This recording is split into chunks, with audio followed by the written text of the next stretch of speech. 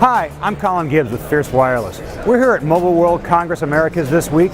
We talked with executives about spectrum sharing, CBRS, and what that's all going to mean to the world of 5G. Let's hear what they had to say. 5G and the Internet of Things were the two biggest topics at the inaugural Mobile World Congress Americas in San Francisco earlier this month, but the common theme between both of them was spectrum, and much of that talk centered on 3.5 gigahertz spectrum, also known as CBRS. The FCC is developing the final rules for the 3.5 gigahertz band, freeing up 150 megahertz for mobile broadband and other commercial uses in a band that had previously been controlled by the Department of Defense. The tiers would be coordinated through dynamic spectrum access system administrators, which would create opportunities for both private and public companies in the United States to share spectrum for the first time and to leverage both licensed and unlicensed airwaves in the same block. And that could create unprecedented opportunities for organizations of all kinds. When we move into this new era of shared spectrum, now we know we can do carrier aggregation, we know how to use unlicensed, we know how to use licensed.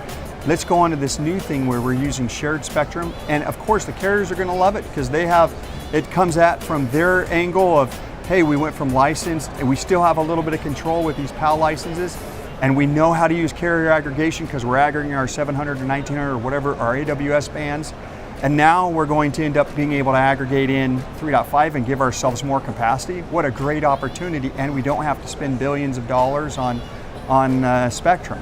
So that's great for the carrier side, so they're joining in. And then you've got venues also joining in because they're looking at it and saying, hey, this is a lot like Wi-Fi. I can deploy it myself, I can have an LTE service, I can do private LTE, and I can end up participating as well. So the beauty of it is that instead of it being pushed to one group or another, or one solution or one technology or approach or another, we were getting all these different opportunities, all these different segments getting to be able to collaborate together and solve, the problem that we all are trying to solve, which is how do I get connected and have the network be part of my life instead of part of something I have to go connect to.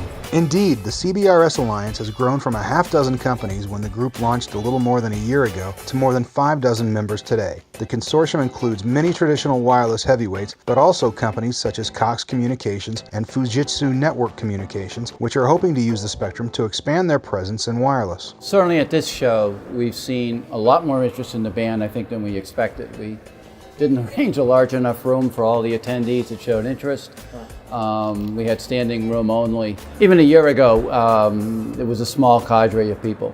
I think the important thing we've seen over the last several months is the evolution of a user community, not a supplier community. It's easy to get suppliers excited about selling product.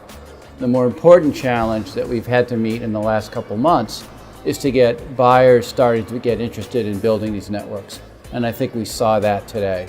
Because CBRS will be the first spectrum to be shared in the U.S. wireless market, it will be something of a canary in a coal mine. Failure to develop the right relationships and business models could cast a pall over shared spectrum scenarios in the future, said Chris Stark, head of business development for Nokia North America. If the industry can make it work, though, it will create huge opportunities not just for traditional carriers, but also for organizations that could add wireless to their portfolios, and services could be deployed quickly once the government makes 3.5 gigahertz spectrum available.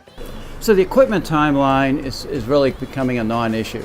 The band 42, 43 is already in use in Asia. We defined band 48 specifically for this, but electrically it's something that's already there. So that we don't have the normal 2 or 3 year delay it takes for a new LTE band. Our real holdup right now is just getting these devices certified by the FCC and getting the spectrum access systems to control them certified by the FCC. Industry has proposed that be complete by the end of the year. We're still very optimistic on that schedule. We don't control it, but I think the FCC certainly has shown good faith in working with us to try to accomplish it. CBRS is expected to be the center of much activity by the time next year's Mobile World Congress is held in Los Angeles. Keep reading Fierce Wireless to keep up with the news, and we'll see you next year.